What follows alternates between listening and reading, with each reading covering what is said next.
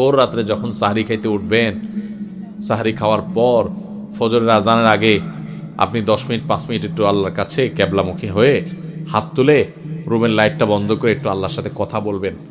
মানুষের সাথে বহুত কথা বলছেন, আল্লাহর সাথে একটু কথা বলে দেখেন। আল্লাহর সাথে কথা বলার স্বাদ আছে ভাই, অনেকে জীবনে একবারও এই স্বাদ পান নাই। একটু কথা বলে দেখেন। ভোর রাতে সাহরি খেতে উঠলে 10টা মিনিট একটু হাত তুলে কথা বলেন। কিভাবে কথা বলবেন? কথা বলবেন এইভাবে, ও আল্লাহ, কত গুনাহ আমি করেছি, কত পাপাচার আমি করেছি, মরতে আমার হবে, তোমার কাছে যাওয়া আমার লাগবে আল্লাহ। শয়তানের প্ররোচনা করেছি, এই রমজান মাস তুমি কত মানুষকে মাফ করে দাও। নবী করিম সাল্লাল্লাহু আলাইহি ওয়াসাল্লাম বলেছেন, ওয়ালিল্লাহি উতাকাউ মিনান নার ওয়া যালিকা ফি কুল্লি লাইলা। রমজানের প্রত্যেক রাতে আল্লাহ তাআলা অনেক মানুষকে সাধারণ ক্ষমা ঘোষণা করে দেন, যে যাও অমুক অমুক অমুক অমুক যাও, তোমাদেরকে মাফ করে দেওয়া হলো, জাহান্নাম থেকে মুক্ত ঘোষণা করে দেওয়া হলো। আল্লাহ কত